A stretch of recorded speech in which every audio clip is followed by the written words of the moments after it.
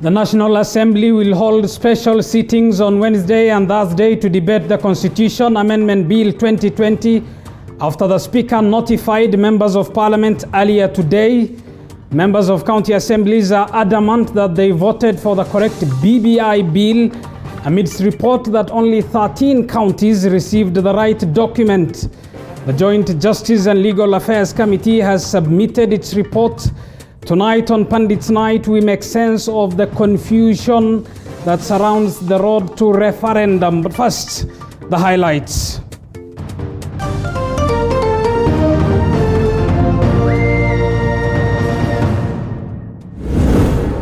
Members of the two committees, we have done the best that we could.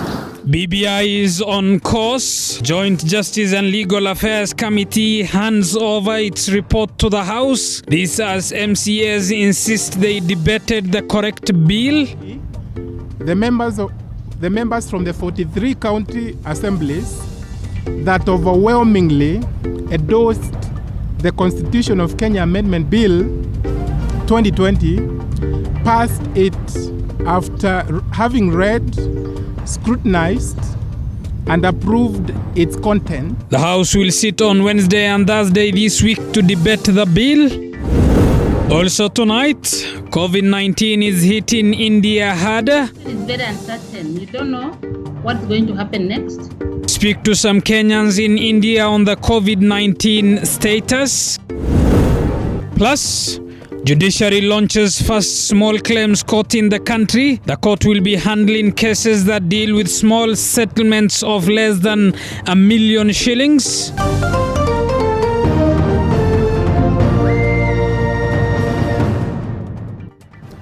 Ann Wairimu is our sign language interpreter. Good evening, I'm Abu Bakr Abdullahi. Welcome to the broadcast. Now, the Justice and Legal Affairs Committee has presented its report to Parliament with recommendations on a number of issues. Parliament, both the National Assembly and the Senate, will now set to hold sittings on Wednesday and Thursday this week to debate the bill. However, the committee says the delimitation of constituencies is the constitutional mandate of the Independent Electoral and Boundaries Commission. The Justice and Legal Affairs Committee finally has presented its report to Parliament. Following the presentation of the report, National Assembly will hold a special sitting on Wednesday and Thursday this week to debate the bill. Senate Speaker Ken Lusaka has also gazetted a special House sitting on Wednesday to debate and vote on the BBI bill. Members of the Legal Committee, MPs will debate the constitution of the Kenya Amendment Bill 2020 through all the stages: second reading, committee of the whole House, and third reading. but I'll be consulting with the leaders of the majority and minority to see if a special sitting will be necessary for us to look at the report. If not, then we'll table it and discuss it when Senate resumes on 11th of next month. The committee handed its report with recommendations on a number of issues, among them the contested constituencies delimitation issue that the members agreed to be the constitutional mandate of the Independent Electoral and Boundaries Commission. As members of the two committees, we have done the best that we could, and we hope that now the rest of the task will shift to the two houses, that's the National Assembly and the Senate. Meanwhile, members of the County Assembly have refuted claims that the County Assemblies debated the erroneous bill. The County Assembly's Leadership Caucus dismissed reports that some of the County Assemblies debated and approved wrong versions of the bill. They say they only received one bill from the Independent Electoral and Boundaries Commission. We wish to state that we, the members from the 43 county assemblies that overwhelmingly endorsed the Constitution of Kenya Amendment Bill 2020, passed it after having read, scrutinized and approved its contents. Elsewhere, a section of ODM lawmakers have vowed to pass the bill in totality. Some of their colleagues have been calling for Parliament to be allowed to amend the report. We recognize and accept the limited role given to us by the people on the bill. We submit to the will of the people of Kenya that ours is to accept the bill in its entirety. The committee hopes the bill will be subjected to a vote through a referendum, though the earlier planned June referendum seems impossible. Still on matters, BBI and the Joint Legal Parliamentary Committee has ruled out the possibility of a multiple question referendum as proposed by a section of BBI opposers. But even as the possibility of having a referendum still remains uncertain, with the Independent Electoral and Boundaries Commission IEBC Chairman Wafula Chebukati holding that the proposed 70 constituencies will take at least 2 years to create, the committee in its report has termed the 6-month timeline proposal for the creation of the constituencies unconstitutional. Here is our reporter Musa Salah with a comprehensive analysis of the committee's report. The Joint Justice and Legal Affairs Committee, JLAC of the Senate and the National Assembly, handed over its report to Senate Speaker Ken Lusaka, paving way for the bicameral parliament to debate the Constitutional Amendment Bill 2020 before the bill is rolled out for a public vote. According to the committee, the BBI bill will be subject to a referendum pursuant to Article 255(1) and Article 257(10) of the Constitution, which require an amendment to the Constitution through a popular initiative be done through a referendum. The committee has also ruled out the possibility of having a multiple question vote, claiming that although the BBI bill deals with multiple issues, the issues in the bill are interrelated. The committee further notes that it will be impractical to ask Kenyans to vote on multiple questions. However, the latest bone of contention in the August House is the introduction of 70 new constituencies. According to the committee, the proposal to distribute the proposed 70 new constituencies among 20 counties is unconstitutional and only seeks to usurp the powers of the Independent Electoral and Boundaries Commission IEBC. IEBC Chairman Wafula Chebukati told the committee that the creation of the constituencies would take at least 2 years, rubbishing the BBI proponents' plan to have the constituencies in 6 months if the popular initiative passes, totaling the number of elective constituencies to 360. During the first delimitation under the Constitution of Kenya 2010, the Interim Independent Boundaries Review Commission undertook data collection and first round of public hearings from May 2009 to November 2010. Under Article 89 of the criteria for representation, which is by population, that ideally would have put a competent commission under notice that you needed to do some work on the question of delimitation. According to Article 89(4) of the Constitution, if a general election is held within 12 months after the completion of a review by the IEBC, the new boundaries shall not take effect for the purposes of that election. In its report, the JLAC committee knows that the attempt to oust the application of Article 89(4) of the Constitution in the delimitation of the 70 constituencies as proposed in the BBI bill will only be possible if Article 89(4) was expressly amended. The committee further notes that this would create parallel and conflicting mandates to review the new boundaries. However, there are dissenting voices within the JLAC committee, with the committee members Senators Johnson Sakaja and Rungu Kangata holding a minority position on the matter. According to Sakaja, Parliament has no justification to oust the BBI proposal to have the new constituencies within 6 months on grounds of legal technicalities. Every schedule to any legal instrument, whether a constitution or a statute, must have specific clauses in the substantive law explaining and justify the inclusion of a schedule.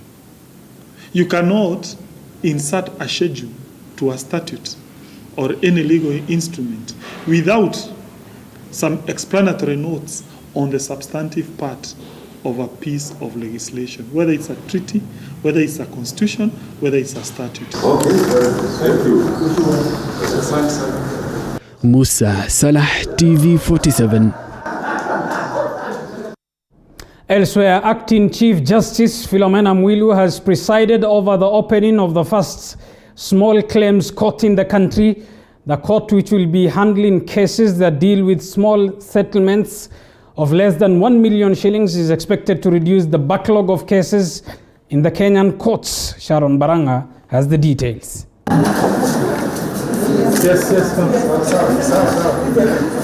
The launch of the Small Claims Court in Nairobi's Milimani Law Courts is seen as historic as well as pivotal in ensuring people with cases get timely justice. The Small Claims Court are expected to reduce the cases that have been accumulating in Kenyan courts. The cases that will be handled at the Small Claims Court are those that their settlements are under 1 million shillings. One of the things that was rated so lowly in this country was about our justice system. And it was said that a case filed in 2000 can remain in courts for as long as somebody is earning from it. That is to say, it can take even up to 20 years. So with the establishment of this court, my lady, I believe that this is no more going to take place, and that the small claims can be heard as soon as possible, and particularly as we have heard within 60 days. And within the shortest period of time possible, if you can ensure that we have the small claims court throughout the entire country with all the 47 counties represented. One, it will enable ease of access to justice to the common mwananchi. And two, it will create employment opportunities to many of our youthful advocates who are ready, willing, and able to serve in the capacity of adjudicators. And I want to believe that as we begin, we will begin to experience justice differently with all the small claims that form a huge part of our backlog. The Law Society of Kenya has welcomed the move. Your Honours, when these litigants come to you to seek justice, don't be very formalistic with them. Smile a little bit.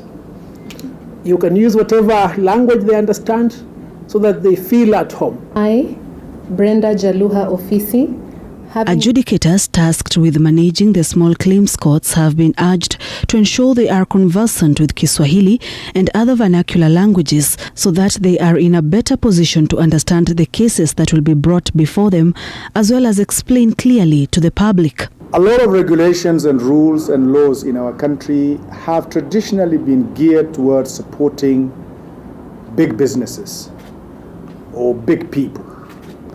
And this is an example of actually shifting from the focus that we have given traditionally to the big corporates, big businesses, to now the smaller, medium-sized individual citizens of this country who should be getting seamless service. This is a busy court, and it's going to be an extremely busy court. Yet the expectations are very high that you must deliver within the day, latest 3 days. Please don't talk to me about those 60 days. And that all of us in the judiciary and in the republic will be looking up to you for delivery. The government has plans of establishing small claims courts in all the 47 counties as a way of reducing the huge backlog of cases in the courts. I, Judith Patience Omolo, Sharon Baranga, TV47. The Milimani Small Claims Court. Elsewhere, in advancing the government's Big Four agenda, President Uhuru Kenyatta has reiterated the importance of public-private partnerships as he spearheaded the opening of nanotechnology facility in Nyeri County. Mudhoni Maina has the details. President Kenyatta toured Nyeri County, where he launched a nanotechnology and semiconductor manufacturing facility in Nyeri County, which is one and only of its kind in Africa. Kenyatta stated that such factories form the pillars of making Kenya an industrialized nation. The facility was established by Semiconductor Technologies Limited on the 177-acre Dedan Kimathi University of Technology Park on a public-private partnership agreement. It is expected to produce integrated circuits, sensors, and related nanotechnology products for the world market. Our ability to be able to become an industrialized nation, to be able to create good quality, well-paying jobs for our young people, and to be able to turn Kenya from a country that consumes products from other parts of the world to a country that exports not only her products, but her technology across the globe. And this is a key foundation to that. President Kenyatta recently launched a weapons factory in Ruiru. With similar young people like yourselves, we saw ourselves being able to develop our own weapons.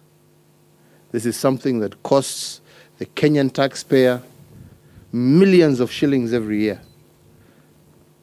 By producing them locally, we are not only saving money, but once again, creating well-paying jobs. The president says he will soon launch a shipbuilding enterprise in Mombasa and Kisumu, adding that the country is getting back to assembling motor vehicles locally. Soon be in Mombasa and Kisumu, launching shipbuilding in our country. We are getting back to the place where we want to now be making our own locomotives, as was there earlier on, to be able to turn our country into a producing country and not a consuming country. President Kenyatta also made an inspection stopover along the 84-kilometer Kenol-Marwa Highway, which is being expanded to dual carriageway, expressing satisfaction of the 14 billion Kenya shillings road ongoing construction, which is expected to link the Northern Corridor, which is Malaba to Mombasa, and the Lapsset Corridor, which entails Lamu, Isiolo, and Ethiopia, which will enhance easier access between northern and southern Kenya, boosting economic activity in the region. Muthoni Maina, TV47.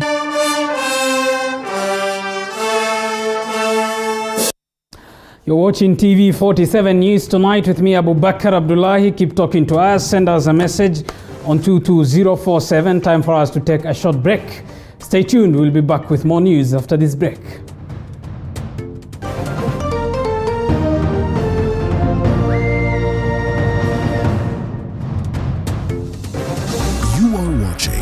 TV47, the home of untold stories.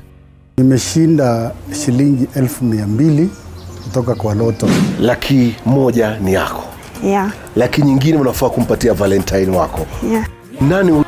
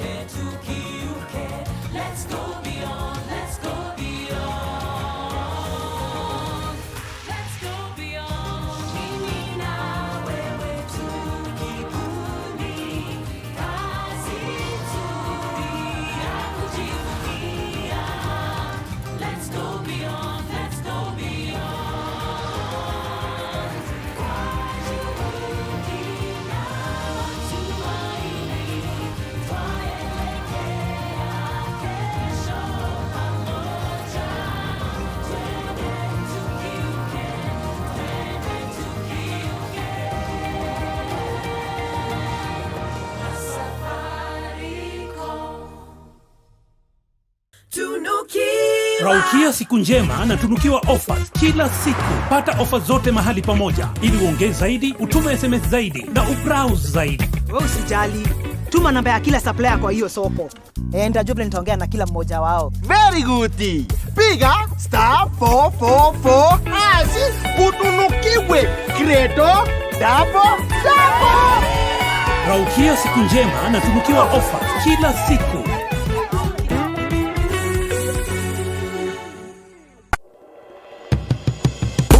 Oh,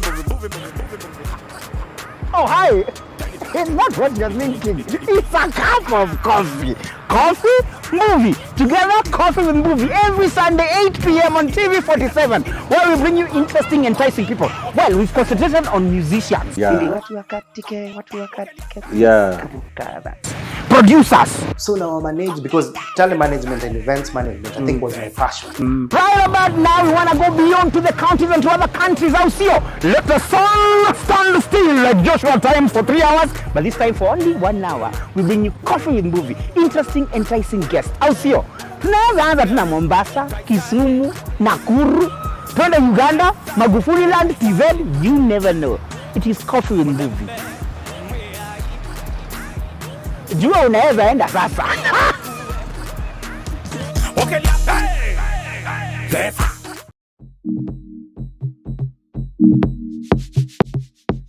Before the markets open, farmers begin their day, each with the desire to produce the best. But how can they increase the numbers, maintain the standards, Aitoi ile garlic inafaa itoi, that standard garlic. reduce the cost, We spread our risk. and yet remain the best? Kilimo Diaries, every Sunday when the clock hits 7:30 p.m.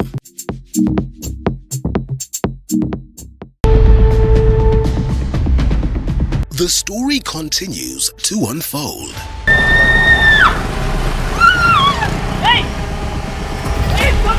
The race to win Abel's heart continues. Huyo mwanamke ataniona Abel is smart.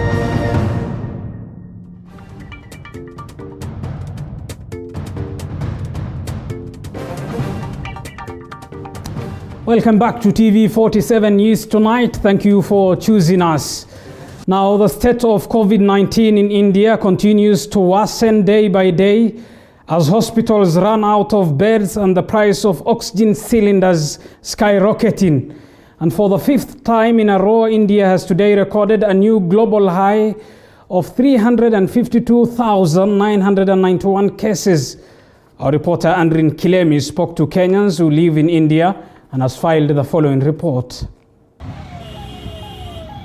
For the 5th day in a row, India has recorded a new global high number of over 352,000 COVID-19 cases in a single day since the pandemic was reported last year.